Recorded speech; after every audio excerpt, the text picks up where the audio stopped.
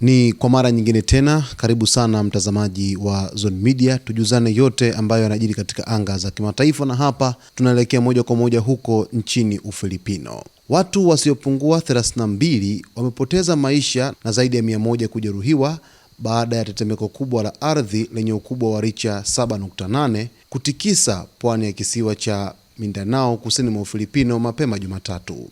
Tetemeko hilo ambalo ni moja ya makubwa kutokea katika eneo hilo katika miaka ya hivi karibuni lilisababisha tahadhari za tsunami kutolewa katika nchi kadhaa za eneo la Pasifiki ikiwemo Ufilipino, Japani, Indonesia na Australia. Ingawa baadhi ya tahadhari hizo ziliondolewa baadaye, mamlaka zimeendelea kuwa macho kutokana na uwezekano wa madhara zaidi. Maeneo yaliyo karibu na kitovu cha tetemeko ndiyo yaliyoathirika zaidi. Katika jimbo la Sarangani, watu 17 walifariki dunia, huku wengi wao wakikumbwa na maporomoko ya ardhi yaliyosababishwa na mtikiso huo mkubwa. Katika mji wa General Santos, watu 10 walithibitishwa kufariki, huku zaidi ya 20 wakiripotiwa kutoweka. Picha na video kutoka maeneo yaliyoathirika zinaonyesha uharibifu mkubwa wa majengo, barabara na miundombinu mingine. Miongoni mwa matukio yaliyovutia hisia za wengi ni kuporomoka kwa jengo la mgahawa maarufu wa Jollibee, huku nyumba na biashara kadhaa zikaharibiwa vibaya.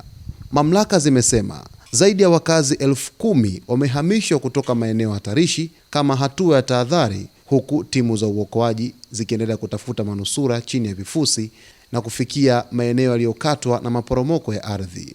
Rais wa Ufilipino Ferdinand Marcos Jr. amesema serikali imehamasisha taasisi zote za dharura kuhakikisha misaada na huduma za uokoaji zinawafikia waathirika haraka iwezekanavyo.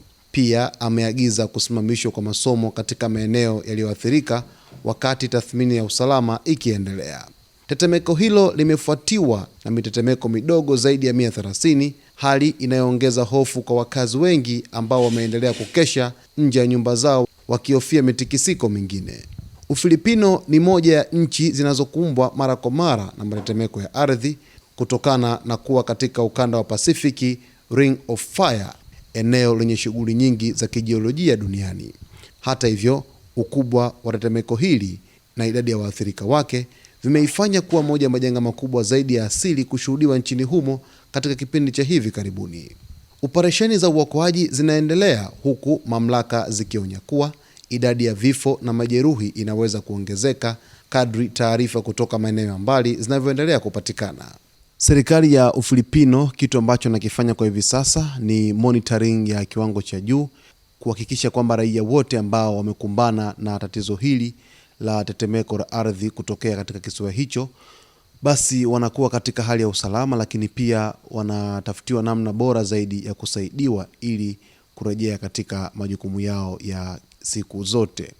Basi Mungu awafanyie wepesi huko nchini Ufilipino. Kwa taarifa zaidi usiache kusubscribe channel yetu, kulike, kucomment pamoja na kushare.